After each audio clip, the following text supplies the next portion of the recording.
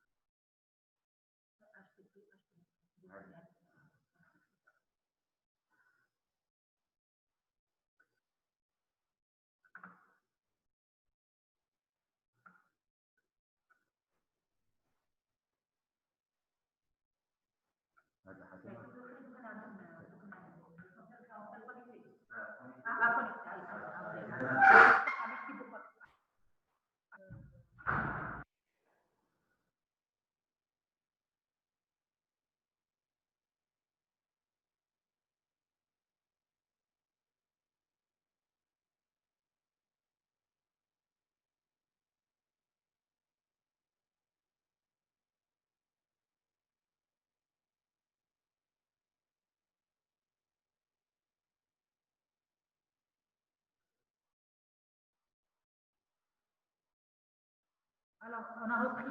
Est-ce que vous m'entendez, s'il vous plaît? Un petit oui. Est-ce que vous arrivez à m'entendre? Très bien, très bien. Allez, on reprend rapidement. Il ne nous reste pas beaucoup de choses. Très bien. Alors, donc, on a terminé avec les virus. Alors, les médicaments. Très bien. Les médicaments, il y a beaucoup de médicaments hépatotoxiques. Donc, on ne va pas les énumérer. Donc, l'essentiel de la toxicité, soit elle est toxicité directe, c'est-à-dire dose dépendante. Le meilleur exemple, c'est le paracétamol. Sinon, immunoallergie. OK? Donc, on ne va pas s'attarder. Alors, une nouvelle maintenant, une étiologie, c'est à la mode maintenant, c'est la stéatohépatite non alcoolique, les NASH. Les NASH, on appelle la cirrhose du soda. D'accord? Maintenant, c'est l'étiologie la plus fréquente actuellement. C'est, je vous ai dit, la cirrhose du soda. Donc, c'est une surcharge en graisse au niveau du foie. D'accord? Donc, au début. Mais elle passe par différentes étapes pour arriver à la cirrhose. On appelle NASH parce que c'est une stéatohépatite non alcoolique. Non alcoolique parce qu'elle simule, elle donne les mêmes lésions que si le malade il consommait de l'alcool. Alors que le malade il n'a jamais consommé de l'alcool, mais il développe une cirrhose qui ressemble à la cirrhose alcoolique. OK? Très bien. Donc, alors lorsque le malade il y a une surcharge en graisse au niveau du foie, donc qui reste réversible. Si ça perdure, ça va donner une stéatose d'abord simple, un foie gras. Si ça continue, ça va donner de l'inflammation. C'est la stéatohépatite. Une fois la stéatohépatite, donc ça, c'est-à-dire c'est grave. Parce que si on ne la traite pas, cette stéatohépatite, elle va évoluer vers la cirrhose. Et la cirrhose, elle est irréversible. OK? Donc, au début, il y a une surcharge. Le foie, il est sain. Une surcharge en graisse, simplement, il n'y a pas de risque. Ça va entraîner maintenant, cette graisse, elle va entraîner une inflammation au niveau du foie. C'est la stéatohépatite, toujours non alcoolique. Maintenant, si ça persiste, ça va détruire le foie au bout d'une vingtaine d'années. OK? Regardez. D'accord? Et qu'est-ce qui va entraîner cette stéatohépatite? Soit c'est le surpoids, l'obésité, le diabète qui n'est pas contrôlé, l'HTA et les dyslipidémies. Tous ces facteurs favorisent une insulinorésistance. Et l'insulinorésistance entraîne la formation de la graisse au niveau du foie. OK? Donc, la stéatohépatite, elle stimule la stéatopathie alcoolique. Au début, c'est une stéatose pure, puis une stéatose hépatite, et le risque de cirrhose, après une vingtaine d'années d'évolution, on aura la cirrhose. C'est bon? Très bien. Alors, une autre Une autre cause, c'est les cirrhoses dites immunitaires, c'est-à-dire il y a une trouble de l'immunité, c'est des auto-anticorps. Nous avons 3 maladies que je vous ai résumées ici. Nous avons l'hépatite auto-immune, la cirrhose biliaire primitive et la cholangite sclérosante primitive. Vous vous rappelez la cholangite, on a déjà parlé de la cholangite. Quand est-ce qu'on n'a pas parlé de la cholangite sclérosante? Cholangite sclérosante, vous vous rappelez, associée à une Mickey, RCH. D'accord? Très bien. Donc, pour l'hépatite auto-immune, donc c'est hépatite, ça veut dire c'est des auto-anticorps qui vont détruire les hépatocytes. On la voit surtout chez la femme. La femme, il y a 2 pics, la femme jeune ou la femme âgée. Mais c'est surtout une pathologie de la femme. Donc, comme elle est auto-immune, donc il y a d'autres atteintes auto-immunes, souvent articulaires ou cutanées. Donc, ça commence par une cytolyse avec hypergamma. Et surtout, le bilan immunologique qui donne le diagnostic, c'est la présence d'anticorps anti-muscle lisse ou anticorps anti-ALK-M. Donc, ça, c'est la preuve de cette maladie. Donc, ça entraîne la destruction des cellules. Une fois les cellules détruites, s'il n'y a pas de traitement, ça va entraîner la cirrhose. Maintenant, la cirrhose biliaire primitive, la CBP. La CBP, c'est une inflammation des toutes petites voies biliaires interlobulaires. C'est histologique. C'est les voies biliaires, d'accord, biliaires, les petites voies biliaires. Donc, inflammation de ces petites voies biliaires, l'inflammation des voies biliaires, ça va entraîner cholestase. Donc, on la voit surtout chez la femme ménopausée. Comme ça donne la cholestase, ça commence tout souvent par un prurite. Puis, il va y avoir ictère. Donc, biochimie, c'est un certain nombre de cholestase. Et le bilan d'auto-immunité qui marque, qui signe cette maladie, c'est les anticorps anti-mitochondries. OK? Histologiquement, on va trouver la destruction des petites voies biliaires. Maintenant, la cholangite sclérosante primitive, vous connaissez, c'est une inflammation des voies biliaires, que ce soit les voies biliaires, les petites ou les grandes voies biliaires. On la voit surtout chez les hommes jeunes, mettez rajoutés, associés à une Mickey, surtout une RCH. Ça donne souvent des tableaux d'angiocolite à répétition, donc cholestase. Malheureusement, il n'y a pas d'auto-anticorps. Et vous vous rappelez comment on fait le diagnostic de la cholangite sclérosante grâce à la bili-IRM. OK? Très bien. Donc, le traitement. Pour l'hépatite chronique auto-immune, c'est les corticoïdes, plus ou moins l'imurène, azatioprine, un immunosuppresseur. Donc, l'hépatite chronique auto-immune, corticoïdes, plus ou moins azatioprine. Pour la CBP, la cirrhose biliaire primitive, et la cholangite biliaire primitive, nous avons un traitement spécial, un sel biliaire qui s'appelle l'acide urso-désoxycholique ursolvant. OK? Alors,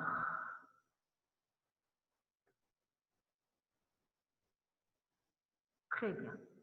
On progresse. Alors, maintenant, les cirrhoses métaboliques. Les cirrhoses métaboliques. Parmi les cirrhoses métaboliques, nous avons l'hémochromatose génétique. L'hémochromatose, c'est-à-dire la surcharge en fer. Parce qu'il y a 2 types d'hémochromatose. Il y a l'hémochromatose primitive et l'hémochromatose secondaire. Quand est-ce que nous avons l'hémochromatose secondaire, surcharge en fer, mais d'origine secondaire? On les trouve chez les malades en hémato, qui ont les anémies hémolytiques. Hémolyse, lorsqu'il y a une hémolyse chronique, la destruction des globules rouges. Les globules rouges contiennent du fer. Donc là, on peut avoir une hémochromatose secondaire. Ici, non. Ici, nous sommes devant une hémochromatose génétique, c'est-à-dire primitive. Elle est génétique. Elle est autosomale. Transmission autosomale récessive. Alors, elle est due à une mutation d'un gène. Ce gène, c'est le HFE. Maintenant, elle est connue, cette maladie, due à une mutation de ce gène. Alors, elle est due à quoi? Alors, cette mutation du gène HFE, qu'est-ce qu'elle va entraîner? Un sujet normal, où est-ce qu'elle se fait l'absorption du fer chez un sujet normal? Elle se fait au niveau du grêle, duodénum et jéjunum. Et lorsqu'il y a une absorption, grâce à l'alimentation, il y a absorption du fer. Et il va y avoir des stocks du fer. Une fois les stocks sont saturés, tous les stocks sont remplis, le duodénum et le jéjunum arrêtent d'absorber le fer parce qu'il n'y a plus où les mettre. Lorsqu'il y a une mutation de ce gène, le duodénum et le jéjunum ne s'arrêtent pas, ils absorbent tout le temps. Ils ne s'arrêtent pas d'absorber. Donc, hyperabsorption digestive du fer et le maximum du fer va aller vers les hépatocytes et il va les détruire, mais aussi il va s'accumuler un peu partout dans tout l'organisme. Donc, le fer va s'accumuler d'abord dans le foie, puis dans tout l'organisme. Donc, tous les organes peuvent être touchés. C'est pour ça, regardez.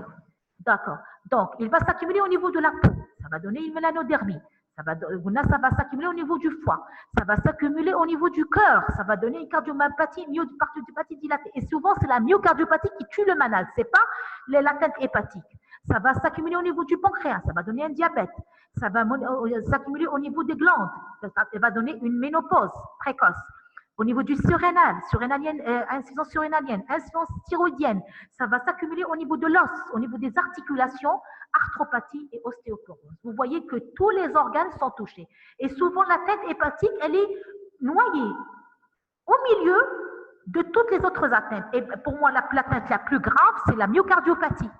OK? Bien sûr, chez ces malades-là, on trouve la notion dans la famille. Dans la famille, il y a donc plusieurs cas, on retrouve donc la notion génétique. OK? Donc, comment on fait le diagnostic?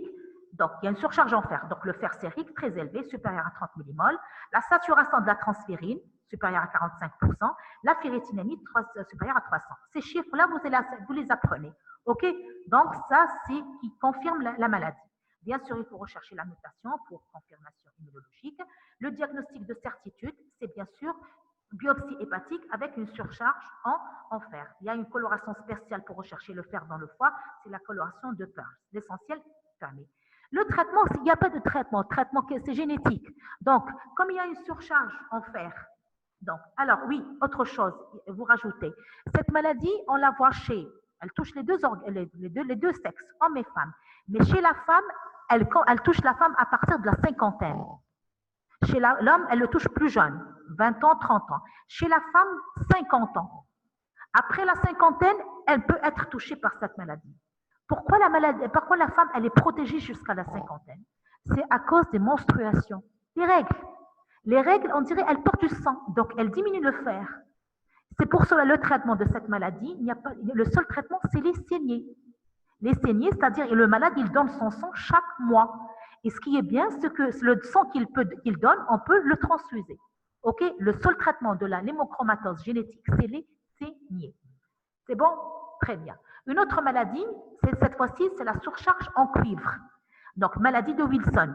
Donc, autosomale récessive, problème au niveau du chromosome 13, elle touche le métabolisme du cuivre. Et cette fois-ci, le cuivre, il va s'accumuler au niveau du foie, mais surtout au niveau du cerveau, d'accord, le système nerveux central, les reins et l'œil. C'est les organes les plus touchés. Donc, dû à une mutation d'un gène nommé ATP-bêta, donc sur le chromosome 7. Alors, qu'est-ce qui se passe lorsqu'il y a cette mutation? Je vous donne directement la mutation. Qu'est-ce qu'elle va entraîner, la mutation? Le cuivre, il est toxique pour le sang. Il possède un transporteur. Le transporteur, c'est la celluloplasmine. OK? Donc, celluloplasmine qui transporte le cuivre.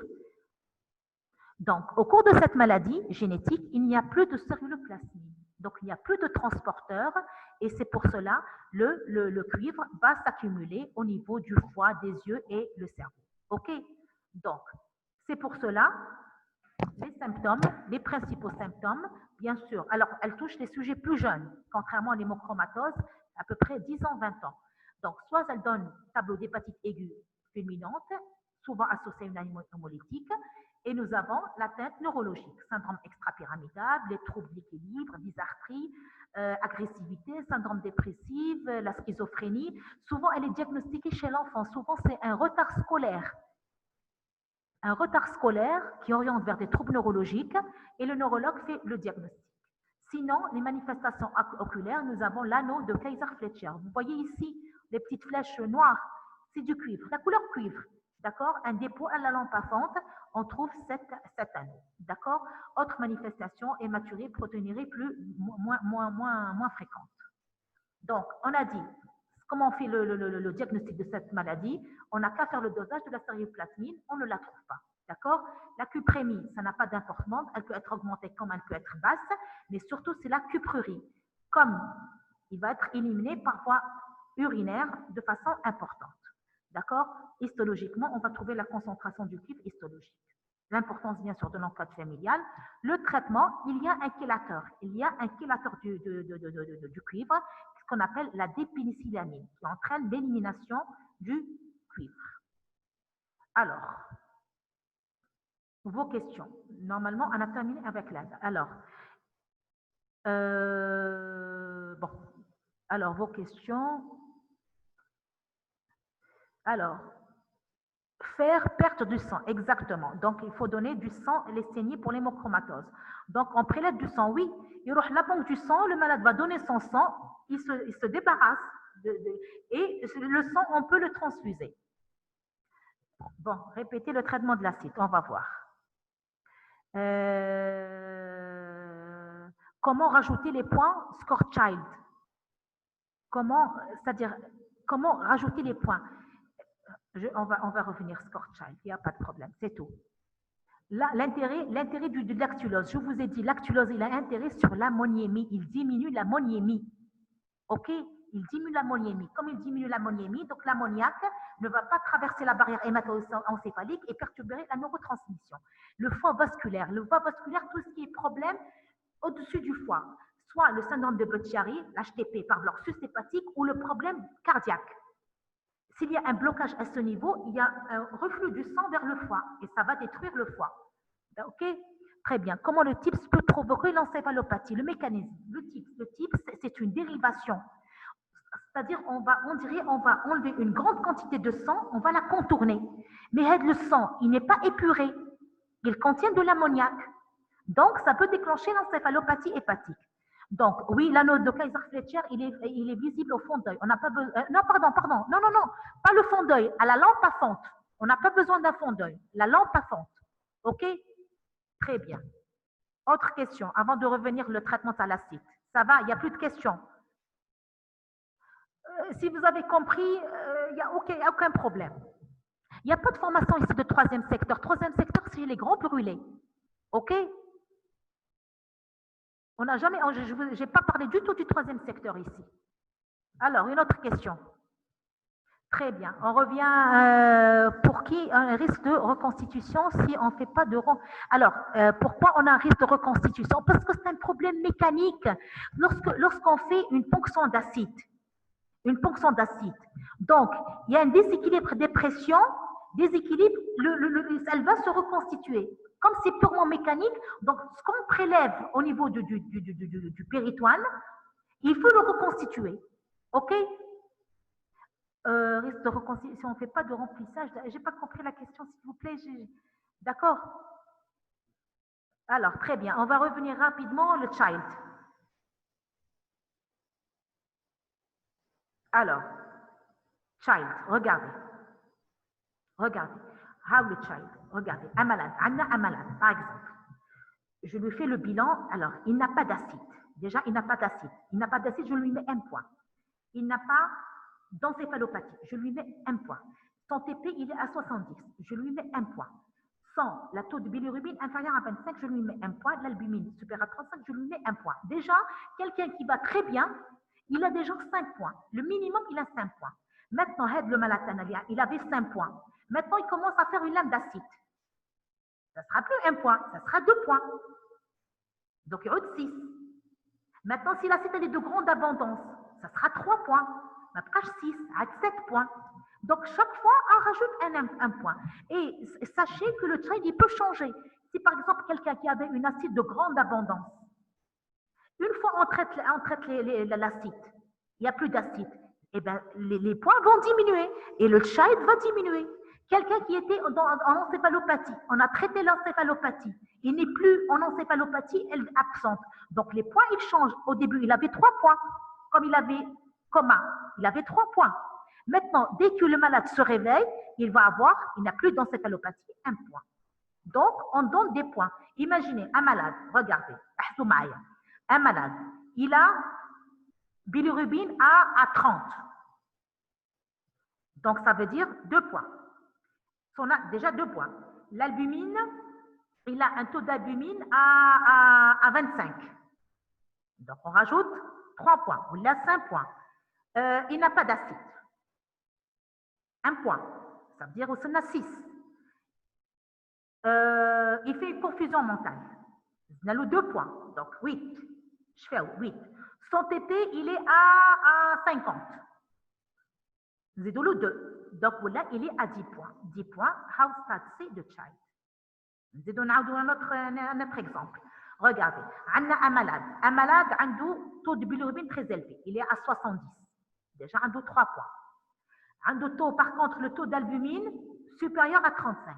Donc, un 1 point, on a 4. Il a une lame d'acide. Ça en a 4, c'est le 2, 6. Il n'a pas d'encéphalopathie. 1 point, 7.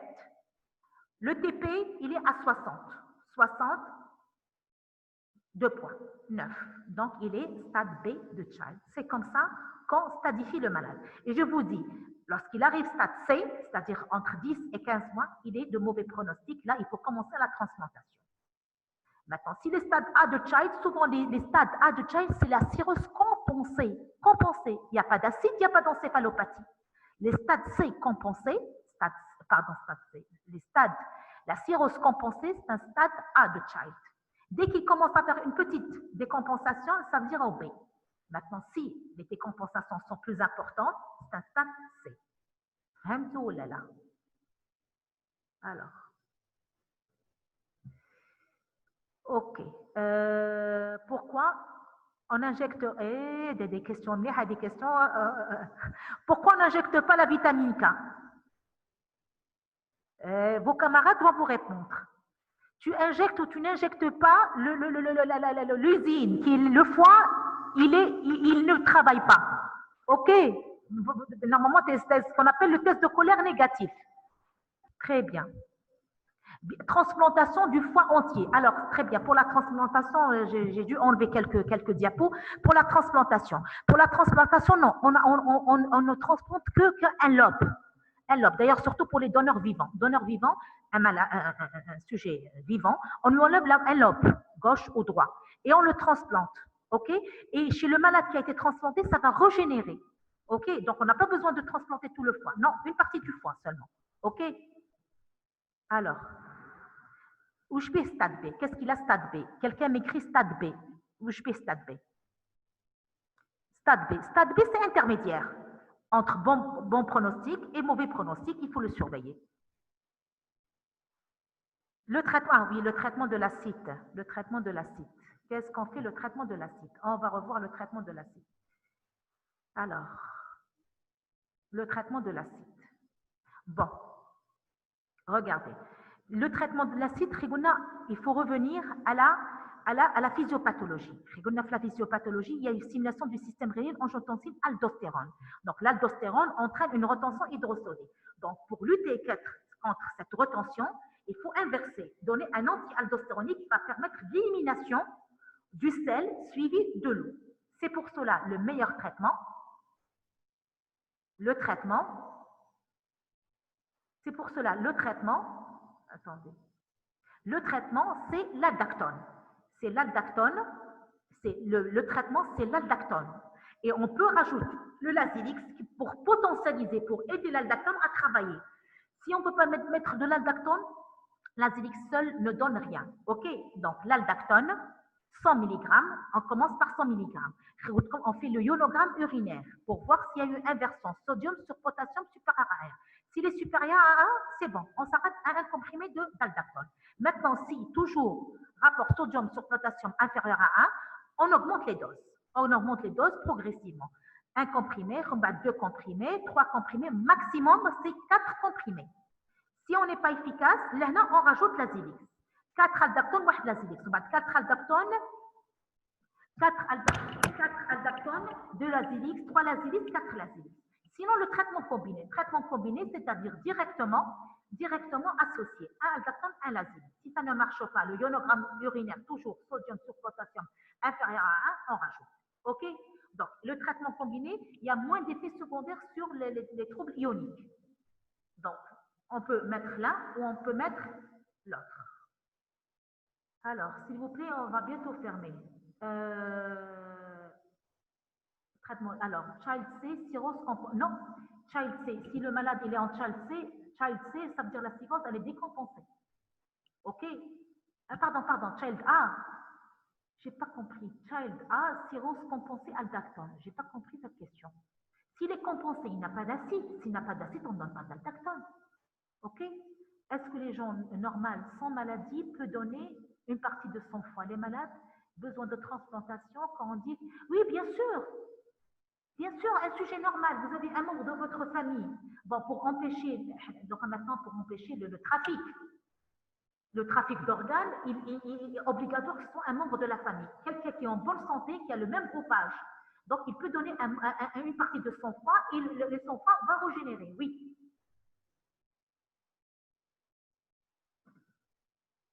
Ça va? Plus de questions?